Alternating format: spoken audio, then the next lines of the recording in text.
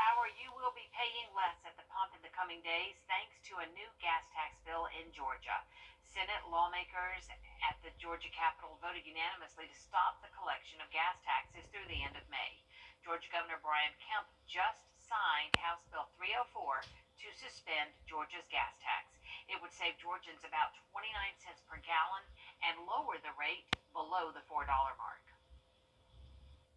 Delivery service, Grubhub, Uber, Lyft, things like that will likely start to increase fees. I've actually seen some delivery fees in my area already having been increased because of the higher price of gasoline. Airlines will likely start to add additional gas fees. Deliveries like Amazon, UPS, all of those things will likely start to become more expensive. AAA estimates the average price of gas now sits at $4.20 a gallon. Russia continues to intensify on News Channel 6 at 6. Richmond County investigators searching tonight for the person who killed a man overnight. The body of Alan Newsom was found in a driveway on Ulm Road this morning around 2 a.m. Investigators say Newsom appears to have been shot. No other information about the death has been released, but if you know something, you're asked to call the Richmond County Sheriff's Office. A suspect in a November murder in Jackson, South Carolina, is in jail in Augusta tonight. Adedwin Odatula is being charged with murder, kidnapping, and burglary in the death of Eslyn Ledford.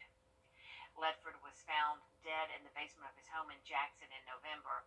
Odatula was arrested Tuesday at Hephzibah. He's awaiting extradition to Aiken County. Today is match day, when senior medical students around the world find out where they're going to be going for their residency programs. News Channel 6's Mary Calkins has more from the big event for our MCG seniors. Match day is quite the celebration for students at the Medical College of Georgia. Seniors gathered in SRV Park dressed as some of their favorite characters. One by one, each received an envelope. Inside it, what school and specialty they'll be going into. 98% of the class of 2022 matched into a residency program. It's surreal. I mean, 4 years of medical school, it's finally today. I felt like it just started yesterday almost, so. Some students were accompanied by family as they took the next steps into their future. It was a blessing because they've been on this journey with me. And others felt the support of their families who cheered them on from the stands. I mean, I wouldn't have made it here without them, so it mean a lot to me. I cried a few times in the seats because it's an emotional time for all of us. So sentimental would be the word I'd put on this. Once students received their envelopes, they had to wait to open them together as the class of 2022.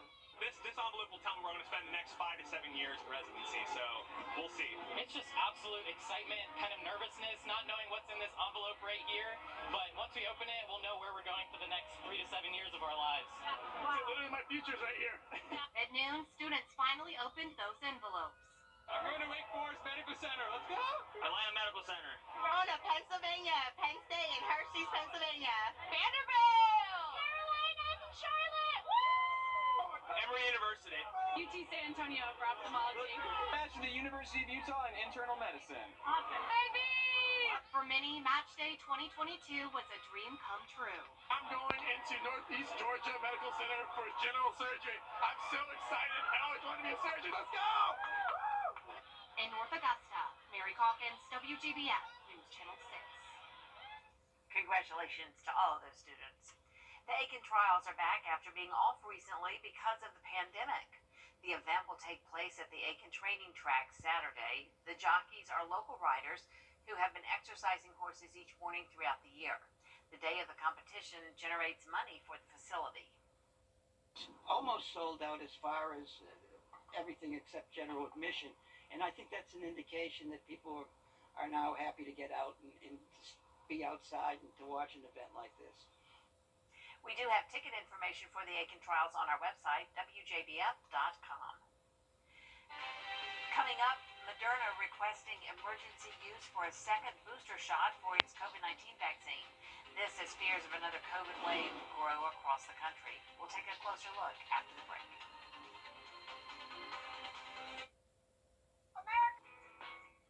The News Channel 6 mobile app is now even better. Download it today. Moderna is asking the FDA for emergency use authorization for a second booster for its vaccine. This comes as health experts warn we could see another wave of COVID-19 infections. Rena Roy has more. As fears of another COVID wave grow across the country, Moderna requesting emergency use authorization for a second booster of its vaccine for all adults 18 and up. Pfizer requesting authorization for a fourth shot too, but only for people 65 and older. I suspect we probably will end up needing to give that second booster to high-risk people. Whether other people will need it or not, just not sure yet. Meantime, health officials are tracking an Omicron subvariant called BA2, which now makes up nearly a quarter of all new cases in the U.S. A range of estimates shows the subvariant is between 30 and 80% more transmissible. It doesn't appear to be any more severe, nor does it appear to evade immune responses of vaccines or prior infection. However, it is spreading more efficiently. New COVID cases worldwide increased this week by nearly 10% following a 6-week decline. Experts keeping a close eye on the UK, which is now seeing a surge, warning the same could happen here. The CDC saying it's certainly possible that mask recommendations could have to be re-implemented. They said if things change and things turn around and we start to see a resurgence, we need to be prepared to pivot and perhaps go back on some of the mitigations like masking if required. Now, this all comes at a time when the Biden administration is sounding the alarm about potentially running low on crucial COVID resources here in the U.S., like testing capacity and COVID-related drugs, after Congress stripped $15 billion in funding from a spending bill. Rena Roy, ABC News, New York.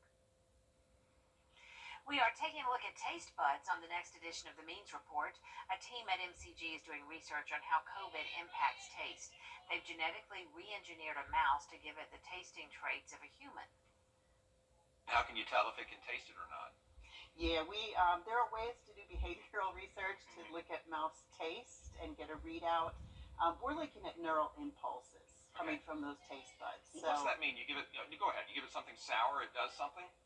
Yeah, so we're recording from a nerve, and if we put something sour on the tongue, we can look at how that nerve responds and measure that. And, if taste is affected with inflammation as we're testing, we may see that we don't get taste responses to salt, sugar, sour. Dr. McCluskey talks about her goals for this taste research, and we'll hear about the need for blood and how you can help. The Means Report, Monday afternoon at 12:30, right here on News Channel 6. Coming up, Chief Meteorologist Tim Miller